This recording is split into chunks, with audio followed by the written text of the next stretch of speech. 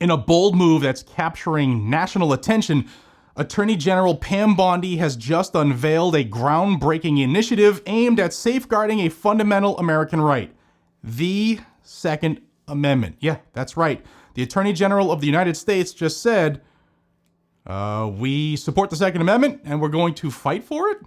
Welcome back to Guns and Gadgets, your premier source for Second Amendment news. I am Jared, and today I'm diving into the story that's stirring conversations across the country this morning. Before we delve into the details, if you appreciate content that keeps you informed on critical issues on the Second Amendment, hit the subscribe button down below. It's the red button. It's free. It doesn't cost you anything. It just helps this channel greatly here on YouTube. And turn on the notifications while you're there. Your support empowers me to continue delivering quality information on a timely basis. And a big announcement from today's sponsor, Attorneys on Retainer. They just updated their benefits to cover the things that most people were waiting for. Red flags, expungement services, and a whole lot more. They've even added civil liability coverage, which was something that most people desired before they would join the program. Red flags and civil liability are now part of the AOR program. AOR will defend all types of criminal cases, so they won't deny coverage. And attorney-client privilege starts immediately because attorneys are answering the emergency number for members. If you can reasonably and in good faith assert that you acted in self-defense or in self-defense of others, AOR will cover you. If you're serious about self-defense, then why don't you get serious about defending yourself with Attorneys on Retainer? Remember, they are not backed by an insurance company, meaning they are a real law firm and they don't have to follow the same restrictions and limitations as other insurance-backed companies. Plus, they are now the only law firm in this country that deals with and specializes in self-defense cases. That's all they do now, self-defense cases. Plus, if you join now, I can save you $50 off your individual sign-up fee or $25 off your family plan sign-up fee if you use the link down below and enter code GNG. If you join now, you're going to lock in the cost and save yourself money because the program is going up with these added benefits, but your price will stay the same through 2030. That's huge, guys and gals. Link is down below. GNG is your code to save. Get serious about your own self-defense. Get Attorneys on Retainer. They truly believe in defending those that defend themselves. If you're already a member, you should have gotten an email to upgrade your benefits. Do that. You'll have a code that they sent you. You need that to update your upgrade your coverage. They will ask for your credit card. Nothing gets charged to you if you're already a member. It's just to update and verify that you have that set up, all right? So let's get into this story. Yesterday, I told you that Firearms Policy Coalition had made recommendations to the Trump administration. If you didn't see that video, watch it. I'll link it above. They made 3 key recommendations, and the Trump administration said, you know what? We're going to seriously consider those. And less than 24 hours later, here we are. The Trump administration appears to be immediately implementing one of them. The Department of Justice, Attorney General Pam Bondi, has just announced the formation of a Second Amendment task force within the DOJ.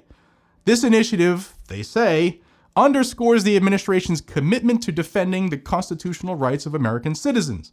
And according to Bondi's announcement, this task force will focus on several key objectives. Firstly, it aims to monitor and challenge any legislation or policies that may infringe upon Second Amendment rights. There's a lot of them. And secondly, this task force will work to promote awareness and education regarding lawful gun ownership. And lastly, it seeks to collaborate with state and local authorities to ensure consistent enforcement of gun laws. That's going to be a challenge for them, honestly. That's going to be the big one. Now, this proactive approach is designed to ensure that any potential overreach is addressed promptly, maintaining the balance between public safety and individual freedoms. I don't think anybody's safety should trump anybody's individual freedom, if you ask me, because rights are rights. And you are not guaranteed safety. That's on you to keep yourself safe. Always has been, since folks came across the ocean in boats and set this stuff up. Now, the announcement has elicited, as you will imagine, a spectrum of reactions.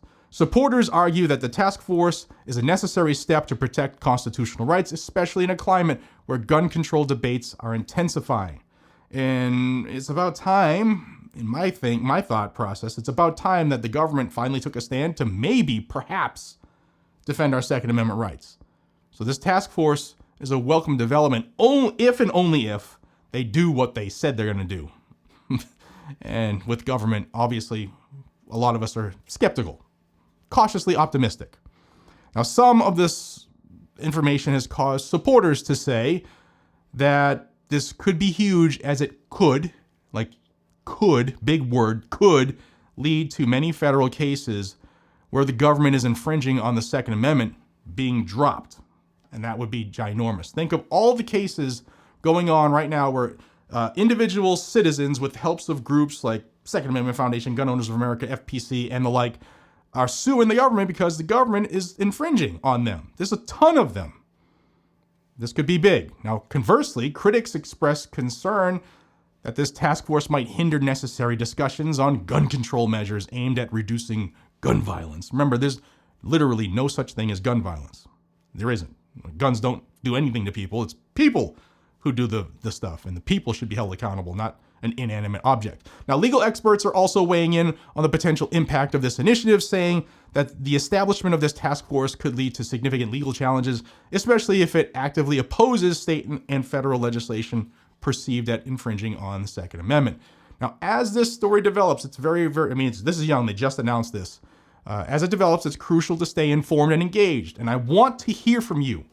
What are your thoughts on the creation of the Second Amendment Task Force in the Department of Justice? Do you believe it's a necessary measure to protect constitutional rights? Do you believe or have concerns about its potential implications? Do you think it will have any implications or impact at all? I want to hear from you down below. And don't forget to like the video if you found it informative. And share this with others to keep the conversation going, because people aren't going to talk about this stuff on mainstream media. It's on us to spread the word. So I ask you to please help me out by sharing the video. Remember to subscribe to Guns and Gadgets and turn on notifications so you don't miss any upcoming analysis on this and other pressing issues.